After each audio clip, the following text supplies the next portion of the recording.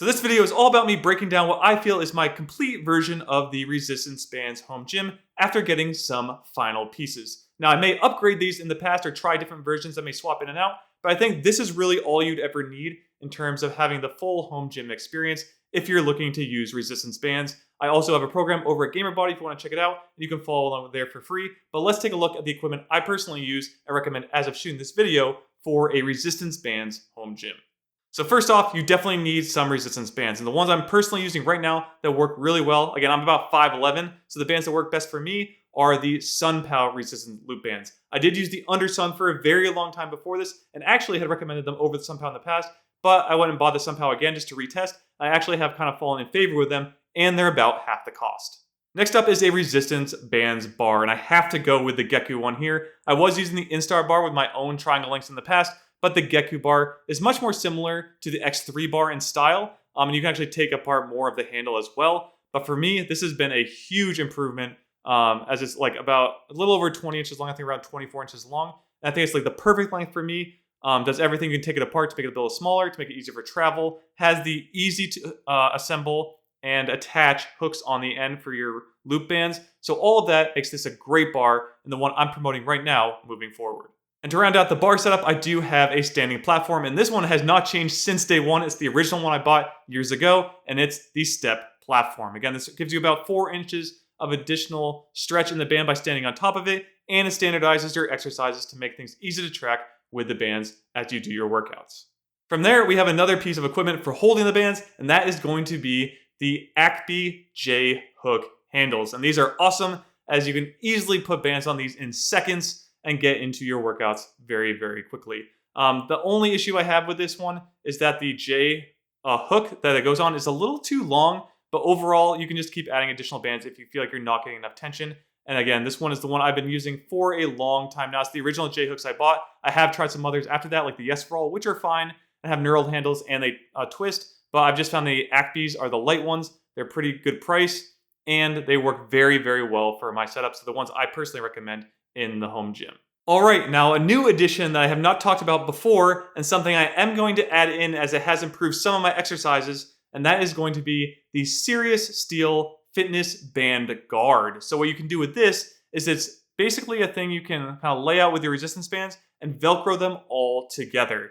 The main reason I like this is for things like chest presses with the handles, or anything where you need to kind of keep the bands from coming apart. So if you're using anything with multiple bands, you may want to use this so they don't slide up and down. So the big one would be like chest pressing with the bar, putting the bands over your back. If you have multiple bands, sometimes they can slide up your shoulders and back and actually come up over into your neck, which you wouldn't want to happen while doing chest presses. So with the guard, you can make sure that they're all kind of cinched together and that they stay in place. And if it does kind of ride up, you can feel it before they actually move off your shoulders. So this has been really awesome in my initial testing, and I've really liked it. There are a few on the market. This is the first version I'm trying, but this is something I will be adding in for the future, especially for exercises like the chest pressing with the bar or J-hook handles.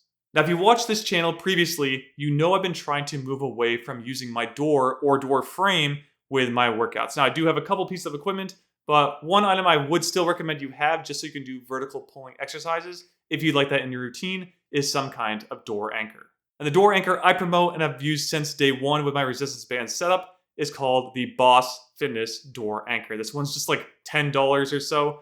So it's really, really cheap, but it's held up the entire time I've been testing and using my resistance band. So I highly recommend this one. Of course, there are tons and tons of other ones on the market, so you can take a look, see if any others are things you would think fit better. But for me and what it's done, the Boss Fitness ones have worked very, very well. So now I'm going to move into storage. And I am going to talk about one additional item I have added in as well to make this easier. In the past, I was taking each individual loop band and wrapping it in the Sunpow rubber bands that come with it after I did my workouts. And this is kind of time consuming. They actually, when you first get, they give you 2 colored bands for the color of the loop band that you are looking to store. But I just found this very annoying. I'd rather just wrap them all up and throw them in the bag I'm using, which I'll get to in a minute.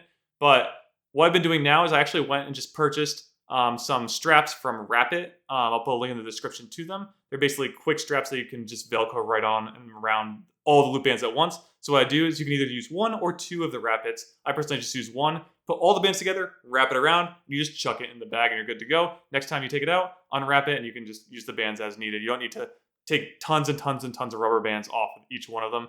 You have them all wrapped up and ready to go. Now, you probably could still use a rubber band for this, but with how many bands there are, it would probably snap unless you have a pretty big one or pretty thick one you're using. So these wrap bits are pretty nice and pretty easy to use as well. So if we now continue with storage, the next part is putting them in a bag. And I've used this one for a very long time as well. I've kind of gone between this and my backpack, but this one's really stuck, and that is the Holyluck Drawstring Bag. This one, again, has kind of stood the test of time. It's very cheap, coming in at $10 on Amazon, again, as of shooting this video. Comes in many, many different colors. I just have the black one, works very well. Also has a little opening in the front, a little zipper in the front, where you can add in smaller items, something like the rabbit if you want to keep it in there, or anything else you might want to store, like the door anchor as well.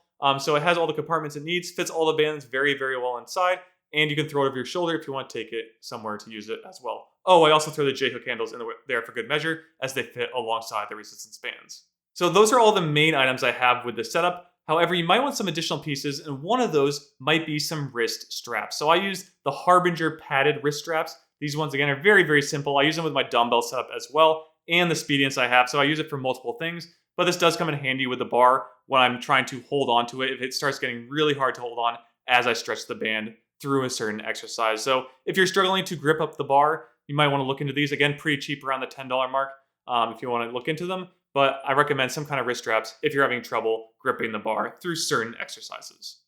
And lastly, this is completely optional, but something I did, and that is using felt pads if you want to protect your floor from the step platform. So these are relatively cheap. They're just small, rounded felt pads you can buy on Amazon. Just stick them on the bottom and you're good to go. Doesn't really change much in terms of using the actual step platform itself. It just helps protect your floor as well as your wall. So if you're doing something like a seated row, it also helps protect your wall from getting markings or damage when doing an exercise like that. So that is it for everything in the Resistance Bands home gym setup that I have for this video. Now, I did go ahead and went through Amazon, as that's where I actually purchased all of this. Everything was right off Amazon, so pretty easy to get.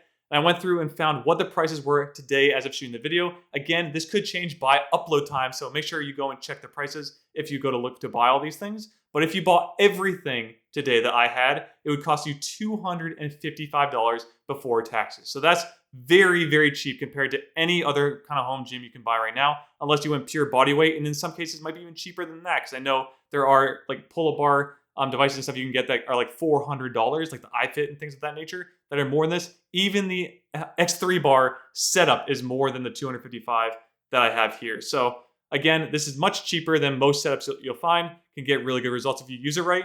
And then you can have a great home gym they can use for a very, very long time. Now, I do have other setups, of course, that you can use, but every single other setup I have is quite a bit more costly. Dumbbells jump up very quickly, as dumbbells themselves are usually $400 or more, unless you get really, really cheap stuff or you find on Facebook Marketplace. But again, for what you're getting here, it's going to be hard to beat this for brand new items. So that's about it for this video. Make sure you head over to GamerBody, check out the free program that exists there, and then check the links in the description if you want any of the items in this video. But with that, make sure you try out these home gym setups and see which one works best for you.